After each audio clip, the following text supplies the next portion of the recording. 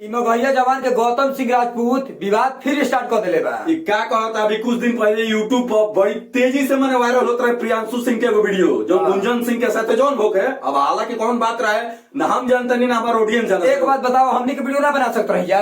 ई विवाद खत्म भैया मैंने पवन सिंह गुंजन सिंह और प्रियांशु सिंह तीनों मिल के अभी काले के स्टेशन में देखबा तो माफी मांगो वही बात प्रियांशु सिंह कल वाले हमारे बड़े भाई गुंजन सिंह जी को अगर मेरे कहे हुए बात से अगर दुख है, अगर मेरे से गलती हुआ है तो हम क्षमा चाहते हैं।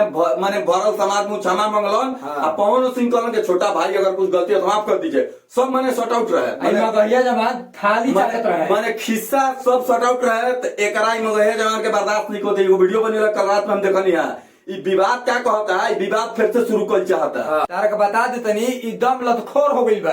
लतखोर हो गई बा तो तारा लात के कमी ना एक बार जान लियो। विवाद खत्म बा तो ओकरा के विवाद खत्म कर रहे। तो तू तो अभी कुछ दिन पहले कहत रहा कि हम वीडियो ना बनी पवन सिंह तो क्या दाल रोटी नहीं के चला व्यू नहीं के जा तो वीडियो बना के तोर मजाल कैसे भाई ये बताओ। आ तीनों भाई में तुम मिलीबे आ झूठो का फेसबुक पर चढ़ावा कर मंत्रा नहीं बहुजा से मैं धके बोलत नहीं तो बड़की हो से का पवन सिंह तू कहां बुझीबो।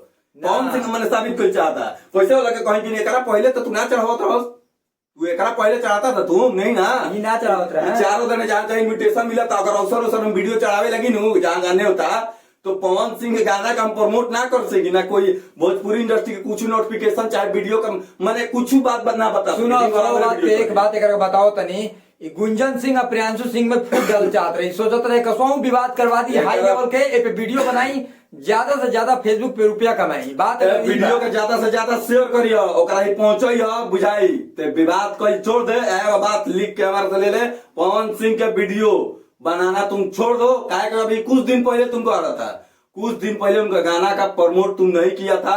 गंदा शब्द बोल रहा था गाना में इस्तेमाल किया गया। तुम खुद बोला के गाना का नहीं किया काय भी बात कर रहा है तुम क्यों बोल रहे हो पवन सिंह के पालतू यूट्यूबर है ये वीडियो बना होता ते का इससे फालतू ना है। हाँ के फालतू यूट्यूबर आसपास के रहने वाले लोग और आसपास के तू ठीक है तुम ठीक है लूर से रहो ढंग का रोटी खा व्यू का रोटी खा बढ़िया कंटेंट बनावो भगवान के दया रही तो तारा नून रोटी के तारा कमी ना हुई। ये पहले तो सोचला कि प्रियांशु सिंह फुट करवा दिया गुंजन सिंह ने। प्रियांशु सिंह के मैंने सब सेटलमेंट हो गई आपको आग कूदे मैंने बताओ तो समझे के लोग कि मैंने क्या बात रहे टोटल हम बताओ नहीं तो विवाद ते मत कर तोरा के साथ सीधा कह दिल चाहता नहीं कि कहीं विवाद के चक्कर में पड़ब तो वो लोग को छोड़ दशा तार हम कहीं दुर्दशा मत कर दी। ई मगैया जवान नहीं के सुधरे वाला भाई खाली विवाद को स्टार्ट कर देले ना सुधरी तो तारा का क्या बताई हम बबुआ कहो अब तारा हम क्या बताई मैंने विवाद खत्म होता तो खत्म होके दो। हम ये कहल चाहते नहीं ज्यादा में बीच में पढ़ला के कोनो जरूरत नहीं के अगर पढ़ब तो कर अंजाम तू खुद भुगतब। तारा का बता दी पवन सिंह को वीडियो बनावत रहो अभी नहीं बनावत तू मते बनाइए तो ठीक है। पवन सिंह का वीडियो बनावा खेसारी लाल यादव वीडियो बनावा भोजपुरी के सारे इंडस्ट्री कलाकार पे वीडियो बनाइए अच्छा कंटेंट दीजिए हमारी ऑडियंस को। विवाद करी अगर विवाद करब तो विवाद के दूसरा नाम हो तारा होश हम बेहोश कर दे फिर उल्टा बोली ना। अगर वीडियो आप बना रहे हैं तो वीडियो का पैसा का कमी नहीं का रोटी खाइए फालतू मत बनाइए ठीक ना। फालतू मत बनाओ गलत काम का हमेशा परिणाम गलत होला।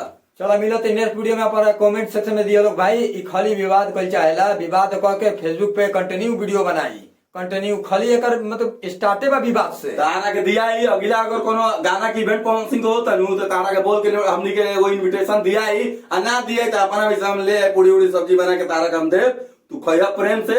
हाँ लेकिन पवन सिंह के गोड़ के चरण में रहो आराम से दाल रोटी खा कोनो दिक्कत नहीं के। अगर दिक्कत बा तो हमरा से बताओ।